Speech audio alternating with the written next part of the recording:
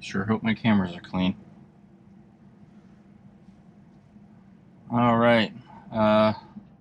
Not really covering FSD in this video.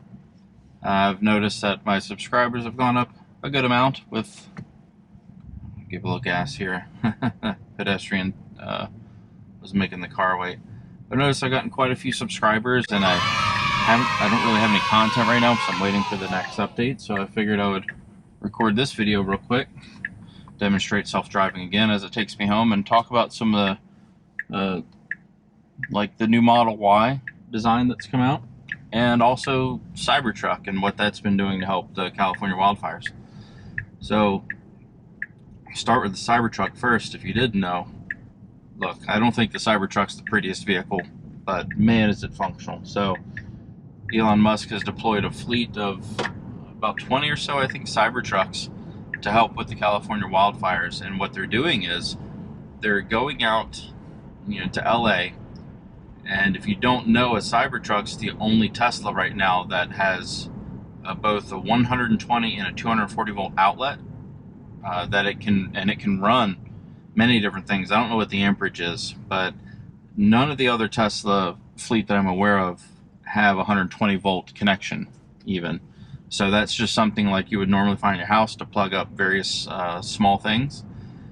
But so these Cybertrucks, I've even seen a picture, I'll see if I can find it, maybe put it up here on the side, where a Cybertruck was used to power like a small restaurant or something. And I think this may have been in Asheville or North Carolina during one of those things. But just they store a lot of power in the battery pack, and you're actually able to use that power to power many things. The Cybertruck's the only thing that can do that. And the ones that are going to LA not only can provide remote power, they're like a rolling generator, and it's a very capable vehicle, so it can get in these hard to reach places and provide a lot of power where they need it, which is fantastic. And as well, they've got the Starlink. Why am I not getting over? Oh, it's going through the light. Okay. They've got these Starlink satellites on top, right? So as they're going out there, they can provide emergency power just like a generator to a lot of appliances, but on top of that, they're also running a Starlink satellite, which is providing desperately needed high-speed internet in these locations, which is also, fantastic. That's how a lot of the news reports are coming out. Emergency services are using them. So if you've never thought about a Cybertruck, or if you think of it and you just look at how it looks and it's nothing really to write home about, think about the functionality you can get out of it. Just the fact that it can act as a home generator to an extent. Maybe I'll put up some specs on what it can run, but I mean, I kind of wish I had one. We had a power outage recently from a winter storm, and it would have been extremely useful because I don't have a generator. But if I had leased a Cybertruck instead of a Model 3, I could have provided some power from the Cybertruck to my home, which would have been very welcome. So that's enough about the Cybertruck. Pretty cool stuff. Very functional. So on to the Model Y. Model Y just got a redesign that was announced, and I believe it's already rolling off the factory floor in the Tesla Shanghai and the Tesla Berlin factory in Germany. And it's an interesting design. I didn't love it at first. When I first saw it, I was like, ooh, I don't know if that was a good thing. But the more I see it, the more I really like it, actually. I don't know if I prefer it over the Model 3, but I do like the design.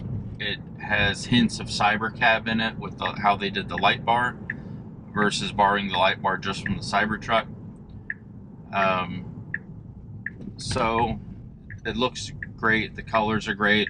It's got a new glacier blue color, which I actually think looks great, although some people are a little torn on that. Maybe they don't like the color. But yeah, I think it's a great design. The more I see it, the more I like it. What else? It's got the light bar, the Cybercab vibes. And I guess I like how the current Model Y and the old Model 3 prior to this version look the same. And it's kind of a joke. My wife, my son, no one can distinguish a Model 3 from a Model Y in the original designs. So I'm constantly correcting them. So it's kind of nice that they're differentiating the designs now, and they won't be so close that you can't tell them apart.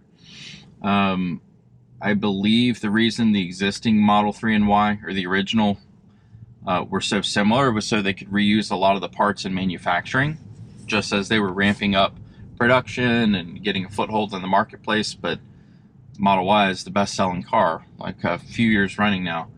So they no longer need to share the economy of having those parts be reusable between models.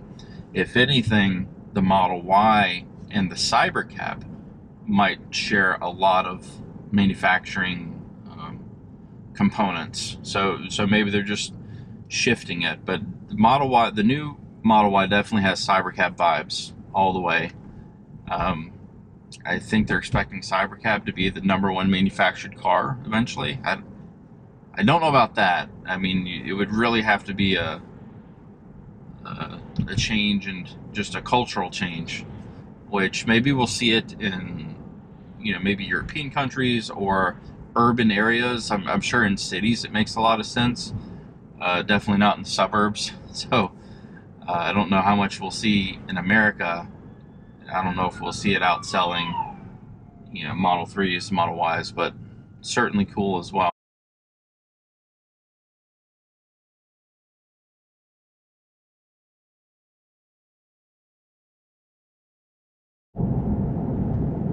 That's the end of our drive. Be on the lookout. My next video will come out when the next version of FSD gets released, which should be any day now. And like, subscribe, leave comments, and see you in the next one.